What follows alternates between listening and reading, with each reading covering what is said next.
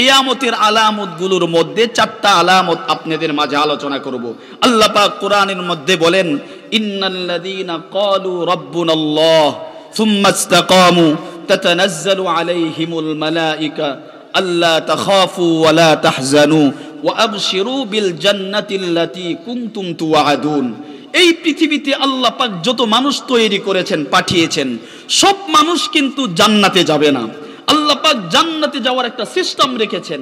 পৃথিবীতে যদি কোনো মানুষ এসে জান্নাতের পথ ধরতে চায়, জান্নাতে যেতে চায়, অবশ্যই অবশ্যই তাকে ইসলামের ছায়াতলে আসতে হবে। কথা ঠিক না বেঠিক?